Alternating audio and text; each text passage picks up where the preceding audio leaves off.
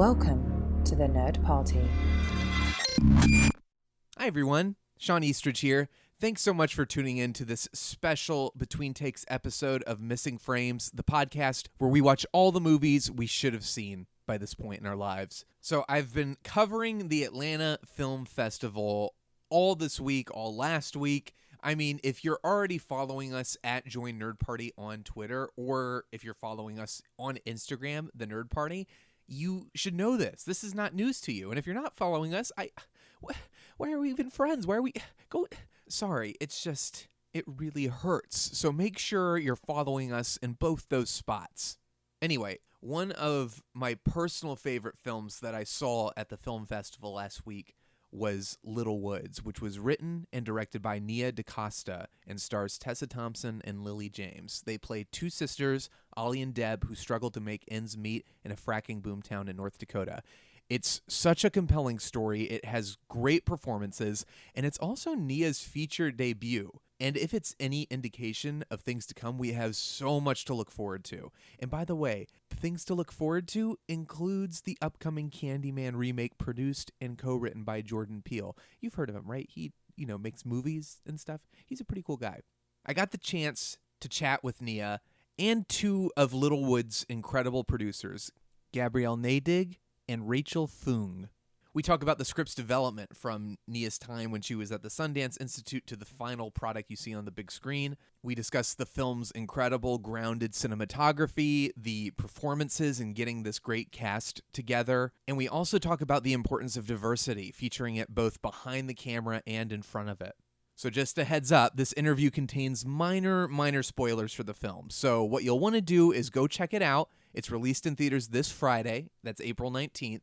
And then come back and listen to the interview. It's a limited release, but it's all across the country, including New York, LA, and even here in Atlanta at the Midtown Art Cinema. It'll expand to a few more theaters the following weekend and will hopefully continue to expand from there. If you want to check out the full list of theaters, head to Tessa Thompson's Instagram account. She actually just posted a list of them. It's at Tessa May Thompson, and hey, this is pretty cool. She actually bought out a couple of screenings in New York and LA, so you can head there and see it for free. The seats are available on a first-come, first-served basis. So we're going to do a quick commercial break, and then we'll get right into the interview. Hope you enjoy.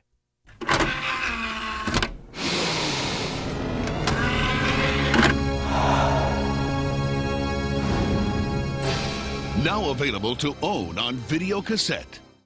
So everyone, this is awesome. Thank you all so much for doing this interview. I'm so excited. Thanks for having us. This is, by the way, I saw this last night at the Atlanta Film Festival, and it is amazing. It's such a great movie. Wow. So thank you all for brightening my life a little bit by bringing this movie into it. So I guess, Nia, I'll start with you. This started as a spec script, correct, for the Sundance Institute? Yeah, I mean, I basically started writing it in the winter of 2014, January 2014, just as a way to not be too anxious about the fact that I was unemployed for a couple of weeks. And then I applied to the Sundance Screenwriters Lab because everyone you have to do it. But I knew, quote unquote, I wasn't going to get in, but I did somehow. And it was really shocking and wonderful. But that's kind of where it started for me. And it was through the labs that I kind of connected with everyone. And how long did it take for you to get it from the point it was at then to now, to the final product on screen? In terms of the screenplay, it's I edited it over the 2 years before we actually ended up, 3 years until we actually ended up shooting. But then every weekend I was editing the script to suit what we could manage during the shoot. And in the edit, it was just the story kept changing, characters were coming out and we're moving things around. So it really was when we picture locked is when that script stopped getting written, basically. But then in terms of just getting a script that we felt comfortable going out to get money with or to get actors with or crew with, that was, I would say, within a year or a year and a half of finishing the Sundance Screenwriters Lab. And how did Gabby and Rachael get involved with this project? How did you all meet each other? So this is Rachael. Hi. Hi. Nia and I went to film school together, and we actually had a class together in freshman year in our very first semester, but then, funnily enough, didn't see each other again the rest of our time there. And it was not until about 4 years later that the company that I was working for was moving into the office that Nia's company was moving out of. And not a huge believer in fate, but that sort of felt like the biggest coincidence that we ran into each other at that time. And I had just quit that job, and Nia was also leaving her job. And so we caught up, and I read the script and absolutely loved it. And that was when we were like, let's make this movie. What about you, Gabby? Nia and Rachel and I all went to NYU, but I was a little bit older. And I used to run a commercial production company, and we were working on a commercial, and Nia actually came and was a dancer, like a background dancer in this commercial. And she was like, I'm applying to the Sundance Labs. You did the Sundance Labs, right? And I was like, who is this person? I'm obsessed with her. And we started, we just exchanged emails and talked about applying to the labs a lot. And she introduced me to Rachel, which was incredible. And I just sort of started initially consulting. I guess I would read the script and give notes and look at the budget with Rachel, and we just sort of talking over ideas a lot, and then eventually joined the project in a more official capacity. Now, Nia, how did you come to focus on this particular subject? I read a lot of interviews and listened to a lot of interviews where you talked about wanting to do something with women as leads in particular, but a very female-driven story. What sparked the initial idea? Yeah, I wanted to tell a story about women in America, but like in particular a rural part of America, because I was unfamiliar with that part of the country, or those parts of the country. They're incredibly diverse, and I just knew how different our lives were. I was born and raised in New York City. I've lived in New York my entire life for the most part. And if I haven't been in New York, it's usually in some other city that I'm residing. So I was just pulled by my lack of knowledge about what that experience would be like. And then I just did a ton of research. And through the research, I found, this oil boom town. I found out more about the opioid crisis. Through that, I found out more about just like how oil boom towns are cropping up and what they do to the towns that were there before. So it all kind of came together through the research, but the initial kernel was wanting to tell a story about women, but in particular women in rural parts of America. And talk a little bit about Tessa and Lily getting involved and what the process was there. All of you feel free to chime in. I'm sure that was really exciting when they jumped on board the project. Yeah, I was at the director's lab, the Sundance director's lab, and you get to bring out 3 actors from kind of anywhere in the country if they choose to, donate their time or volunteer to come out and help. And Tessa was one of those people, and we just immediately connected and really clicked. And Luke Kirby was there as well, and we all just like got on so well. And Tessa just became the character to me, and she was just such a wonderful collaborator and person and actor that a week into it, I was just like, do you want to do the movie when I make it? And she said yes, which was wonderful. And so by the time, I left that experience, like we had a lead, and by the time, that fall, like a year later, she was not just the lead of the movie, she was also like capital T, Tessa Thompson, like right. From Creed, she was Valkyrie, so she also ended up just being like a great draw for people who didn't know anything about me but loved her. And then with Lily, that was a hard role to cast. We were just we didn't cast Lily until prep. And we were just looking high and low and trying to find the best person, but also someone who could match Tessa, but not get overpowered. It was just a lot of searching and trying to find the right person. And Lily read the script and loved it. And I think was excited about the opportunity to do something that wasn't what she's had been doing, which is English Rose characters, like period pieces, etc. And we were really excited to have her. Yeah, I think Lily was really excited about getting to do something that was a little bit darker, and I think excited that Nia could pull that out of her. I also don't think that she had worked with a female director. Isn't that true? Oh, yeah, wow. I think so. And Nia was going to be the first, and they had a initial Skype call because Lily was in London finishing Darkest Hour. And I just remember being in our house in Texas and Nia and her just being on a Skype call for hours. And then they brought Tessa into the equation, and then they just Skyped for hours. And it was really like, oh, I think we've found our perfect woman. Talking about the start of production, Nia, this was your first feature, correct? Yes, my first feature film. And Rachel and Gabby, you'd done feature, I think. Gabby, you'd done a feature before, and Rachel had done television. I had worked on a lot of stuff on a larger scale in the studio world, and I had been an associate producer on The Get Down, but I had not. This was my first feature film, and this was my first quote unquote baby that I joined to make with these lovely ladies. Yeah, and I had done a film called King Jack and then I had also done the Sundance Producing Labs. So it was my second feature, but I was running this commercial production company. So most of my production experience was in short films that had gone to numerous festivals and branded content and straight up commercials. So what was that first day of production like for everybody? I mean, it feels like this is a lot of uncharted territory for all of you. What did that feel like? Well, from my perspective, it was all of our first features, but like with Gabby and Rachel's experience, I felt so protected and so taken care of, and it felt so manageable. We had the kind of the first day from hell because a thunderstorm rolled in. The biggest thunderstorm you could imagine, just of course. Everything drenched, and we're shooting, of course, an exterior. That's our first thing that we're doing. Naturally. Yeah, it was really funny, but yeah, I mean, so from that point of view, it's like our first day of shooting is about 20 seconds of the movie. You know. So I don't know, you guys can talk more to that, or Rach and Gab.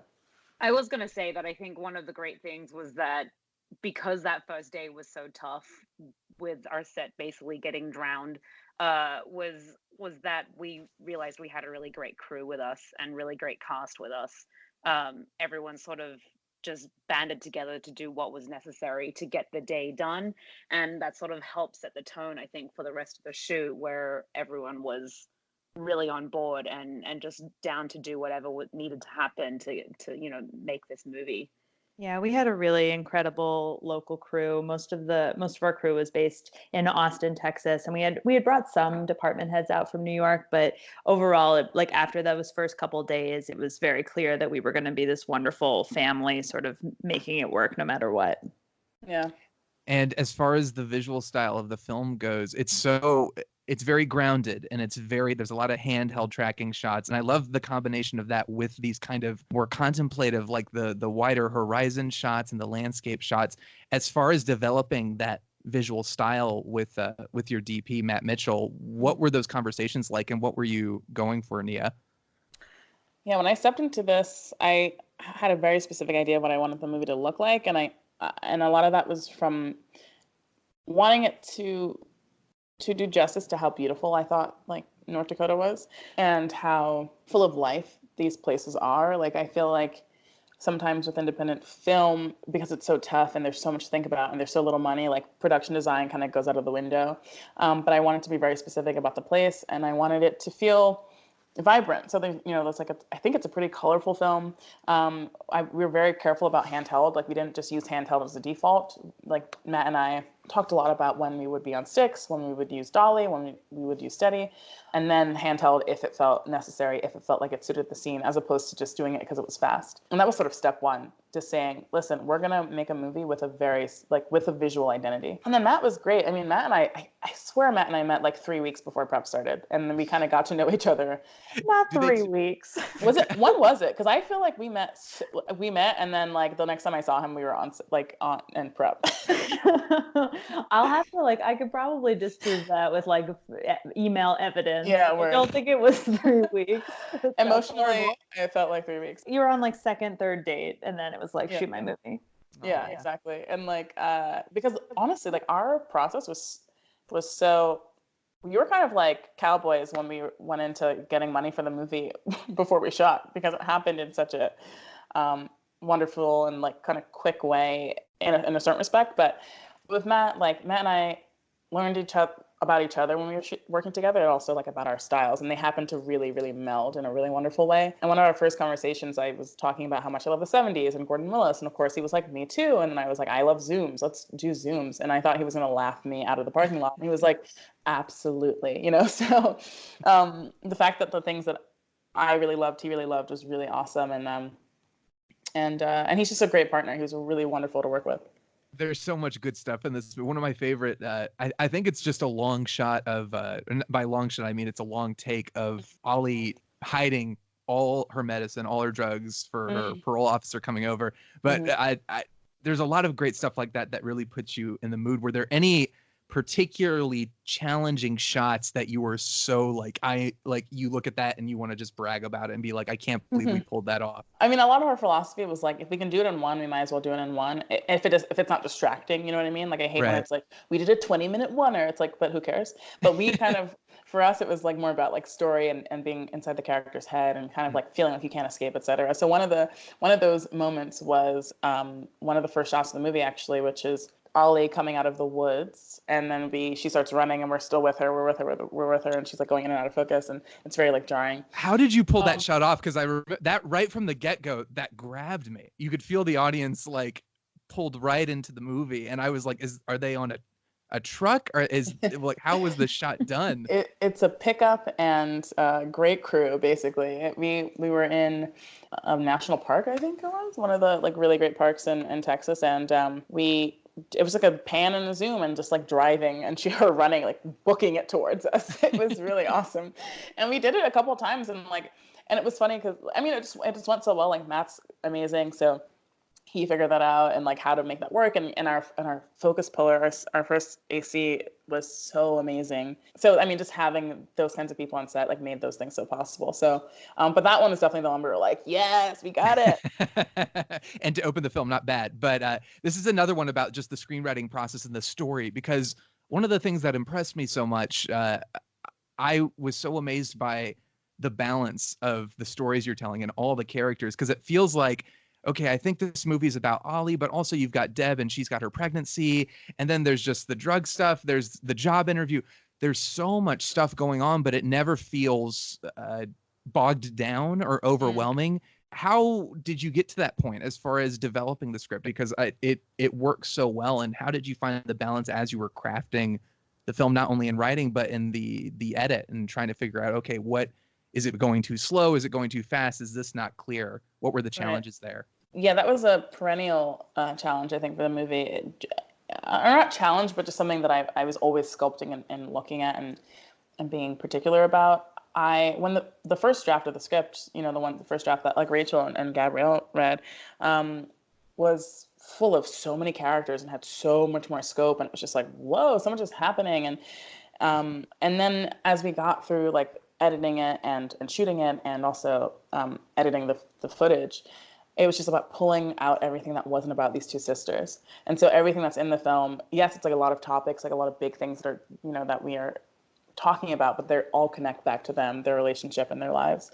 And I wanted to be honest about how complex life is and how it's an ecosystem, as opposed to like one issue hitting you at a time. It's like one thing propels into another thing, especially when you're poor. Like one thing happening can just send your life into a tailspin. So I knew we had to be honest about that. I would also say that we went up to North Dakota and interviewed people and spoke to them about their experiences up there, and just sort of felt what it was like to be in those towns. And I think that was one thing that was really difficult for us, because those towns are so fascinating and all the people there are so fascinating. Even going into shooting, we had a larger cast than you actually see on screen, because there were so many different facets that we wanted to include. There were many more storylines that we shot, and we managed to get them on film, but we just, in the end, as Nia said, realized that this was a story about these two sisters. And at the end of the day, all of those things were sort of distracting. And so we had to remove all of them. But there was honestly so much that we discussed at multiple points over the whole process of including that. Just unfortunately, in a 90 to 100 minute film, it's very hard to try and include all of that. So as far as what's amazing about this is now we're living in a day and age where it feels like there's a real push for diversity. But what's great about this movie is it feels like it's coming up in that era, and it feels like such a celebration of these things for all of you. As far as telling these kinds of stories and making sure all these different voices are heard, what are you hoping for with the film industry as it moves forward in that direction and telling these kinds of stories? I mean, from my point of view as a writer and director, it's really about creating stories about different kinds of people that we haven't seen before. And my own personal little pet project, as it relates to Black people and Black women in particular, or just women of color and women, period. Just like we are always put into spaces that are like very stereotypical. So like if it's a Black person historically, it's like slavery times, or if it's a Right. woman, it's like historically, it's like she's like, powerless and she's just a wife or whatever. But there's so many amazing women in history who existed in a way that we don't have any familiarity with because the media doesn't at all put their stories out there. And so that's like my sort of little pet project. Like I love stories like that that show us parts of, what our history was that isn't often seen. Yeah, I think Nia, Rachel, and I sort of talk about this all the time, is we're interested in showing powerful women, flawed women, women who like take charge and control their own destiny. And what I really love about Little Woods is that there isn't like a love story going on. There isn't like some man in her life that's sort of driving any decisions. It's her and her family, and that's what's sort of important to us. I think for me, just to also add, I feel like one of the other things that I really drew me to this project at the beginning was that Nia was dealing with things that are so typically political items, and she was really humanizing those stories. Mm. And I think what I really appreciated about it and the way that she told the story was that she was, at the end of the day, it's about making a better life for yourself and your family. And I think that is something that everyone can relate to. Regardless of where you are, in what country, or how old you are. I think that's something that everyone can relate to, and knowing that that people are living like this in present day America is something that's important for people to relate to and understand how their condition is. And moving forward, I mean, this is such a huge accomplishment. It's fantastic. Where do you all want to go moving forward with future projects? What kinds of stories do you want to tell? Something that I really want to do is just to tell stories about remarkable, interesting, unconventional women, and women who are so unconventional that it makes them dangerous, either physically because they're like an assassin, or because their ideas are so, unconventional or exciting or new that they're seen as dangerous. I think that's sort of like I realize the theme of my work, and also like almost everything I do is like something of a Western in some way or another, whether or not it's actually in the American West. So I think that's something I'd like to continue. Yeah, I just want to do more things with more women behind and in front of the camera at all costs. All different kinds of stories, and big budgets, lower budgets, like all in between. But I really want to strive to working with more women. Yeah, I would have to agree with that.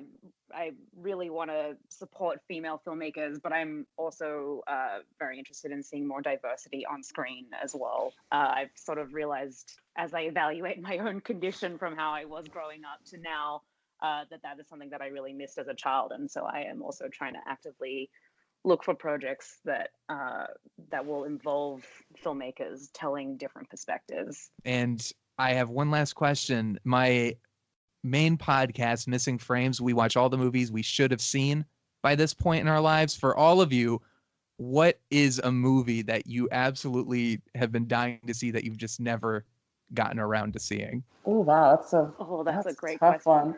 That comes up all the time. I'm a terrible film student. I missed all of the big things that I should have seen, and I just block them out. And I'm like, but I've seen Mighty Ducks a lot. Like, is that? I mean, Mighty Ducks is great. It's very important. I really want to see more of the like old Hollywood epics. Like Ben-Hur, stuff like that. Literally, Ben-Hur was the movie I was thinking of. Yeah, I recently saw. Yeah, I haven't seen Ben-Hur either. I saw Lawrence of Arabia last year, and it's amazing. And so I kind of like want to visit that time period because I also just think there's something so valuable about the filmmaking when you're forced to do it, like practically what that actually does, and what part of that you can keep and what part of that is good that we got rid of. I think one for me that I feel like I should see because I feel like I probably would enjoy it, and I've been hearing lots of people, it's been coming up in conversation recently just randomly, but I feel like Bullet is a film that has come up multiple times recently that I would probably enjoy but have never seen. Sorry. There's another one I need to see. You know what else I need to see? The original Candyman, so I can go see Ian's remake when it comes out, which I'm so excited about. You must. I haven't seen that either, so we can see it together because it's too scary for me. I can't watch any of that. But I'll watch yours, Nia, obviously. Okay, great. Everyone said that. They're like, it's too scary, but I'll watch yours. Yeah. Like, well, because I'll know the people who made it, and it won't be like burned in my nightmares. Right. I know you probably can't talk about it too much, Nia, but what are you excited to bring to that project? myself. And that's all I can say. Perfect. That's enough to make me excited for it, especially after seeing this movie, which, by the way, is this coming out next weekend? Yes, April 19th. Is that a wide theatrical release? Yes, and I can send you every city that it's in, but it's like 15 different cities. Okay, perfect. I want to make sure people go see this because it is an excellent film. It's one of the best I've seen this year. So I'm very excited for all of you. Congratulations. Oh, thank you. And So much. thank you all so much for your time. Thank you. Absolutely. Thank you.